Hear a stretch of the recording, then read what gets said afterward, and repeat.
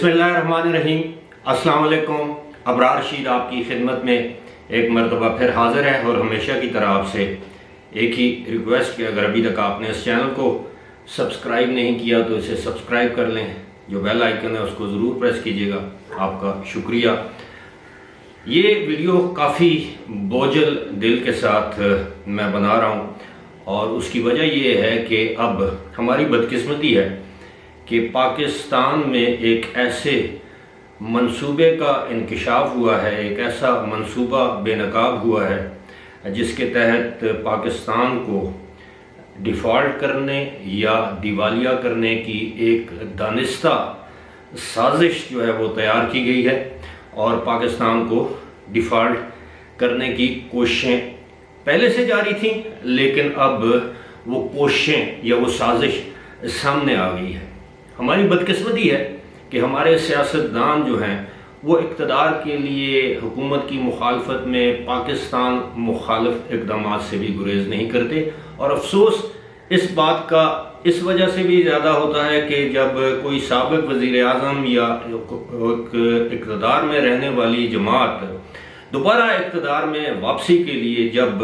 ملک کی سالمیت، ملک کی معیشت کو داؤ پر لگا دے تو اس پر افسوس ہی کیا جا سکتا ہے۔ لیکن تاریخ اس طرح کے سیاستدانوں کو، اس طرح کی سیاسی جماعتوں کو، اس طرح کے کرداروں کو کبھی معاف نہیں کرتی، اور ان کو اسی دنیا میں اپنے کیے کی سزا مل جاتی ہے۔ یہ ہم نے اپنے پاکستان کی 75 سالہ تاریخ میں دیکھا ہے کہ جس حکمران نے پاکستان کے خلاف سازش کی، جس حکمران نے پاکستان کو دانستہ یا غیر دانستہ طور پر نقصان پہنچایا، اپنی پالیسیز کی وجہ سے نقصان پہنچایا، اس کو اسی دنیا میں لوگوں نے عبرت کا نشان بنتے دیکھا، چاہے وہ حکمران تھا، کوئی جج تھا، کوئی جرنیل تھا، کوئی سیاستدان تھا،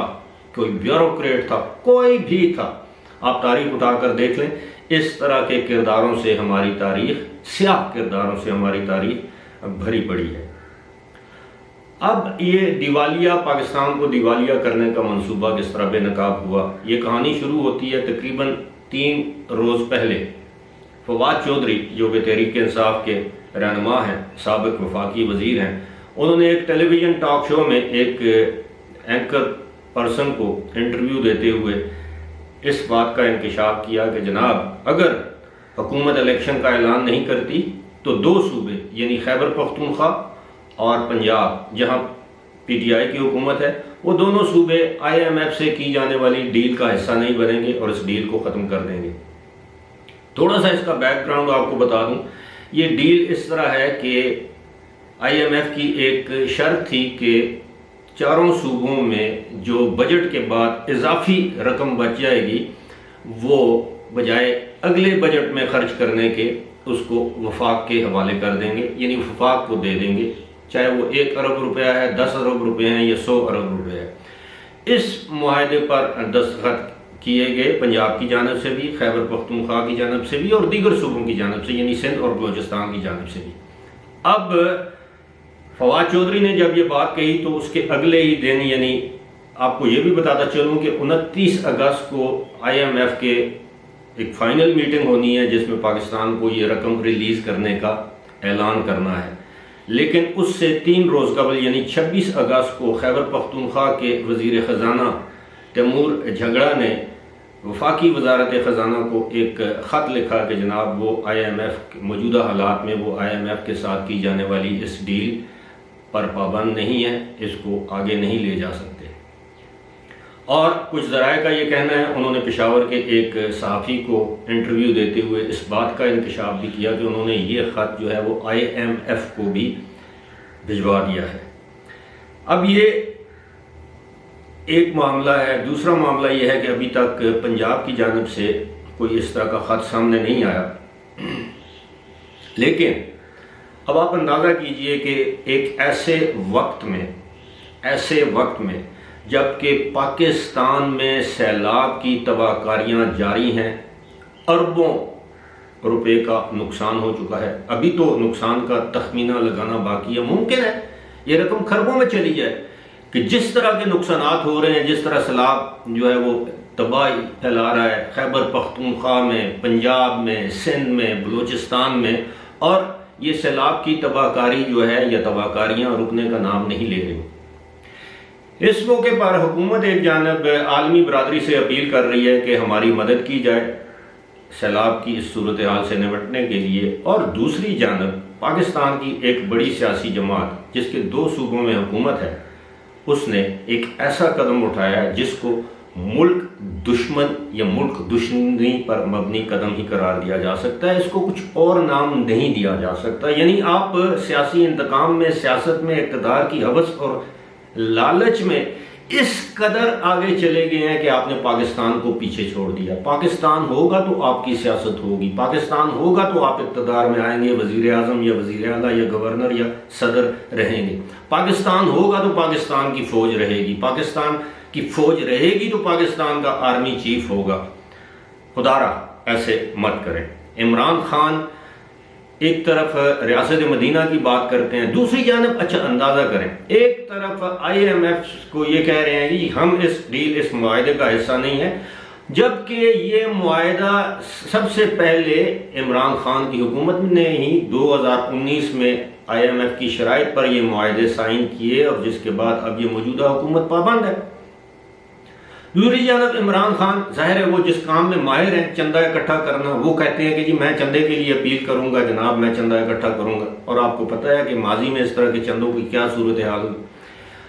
آپ نے ڈیم کے لیے بھی فنڈ اکٹھا کیا تھا، اس کا کیا بنا؟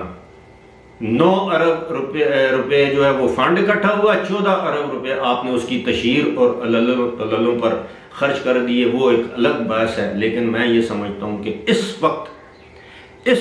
پاکستان کو دیوالیہ کرنے کی باتیں کرنے والے قطعی طور پر پاکستان کے دوست، پاکستان کے خیر خواہ نہیں ہو سکتے، ان کو پاکستان کا دشمن ہی کہا جائے تو بہتر ہوگا۔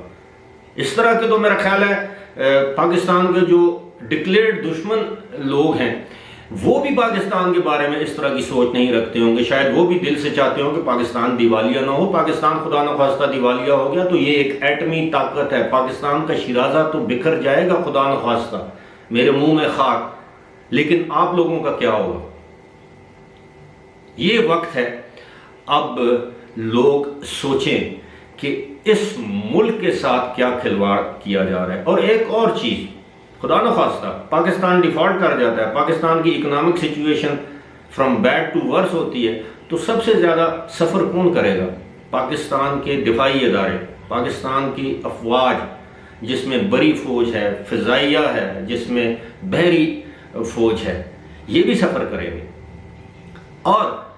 آپ کو یہ بھی معلوم ہونا چاہیے کہ سیلاب کی تباہ کاریوں کے بعد جو پاکستان میں اشیاء خورد و نوش ہیں، خاص طور پر زرعی اجناس جو ہیں، وہ مزید مہنگی ہوں گی۔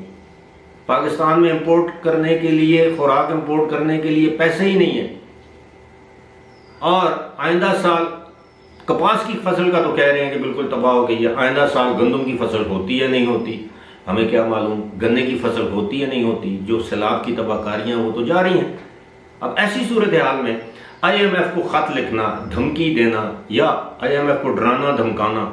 امید ہے آئی ایم ایف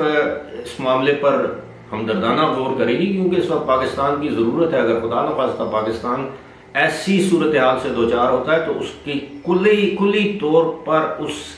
کی ذمہ دار ایک سیاسی جماعت، پاکستان تحریک انصاف جس کا نام ہے، اس کے سربراہ عمران خان ہوں گے۔ مجھے امید ہے ادارے اس بات کا نوٹس لے رہے ہوں گے۔ عمران خان اگر یہ سمجھتے ہیں کہ وہ آئی ایم ایف کو خط لکھنے کی دھمکیوں کی وجہ سے وہ نااہلی سے بچ جائیں گے تو یہ ان کی خام خیالی ہے۔ افراد آتے اور جاتے رہے ہیں، آتے اور جاتے رہیں گے، انشاءاللہ یہ ملک قائم تھا، ہے اور رہے گا۔ فی الحال اسی کے ساتھ مجھے دیجیے اجازت، خدا حافظ۔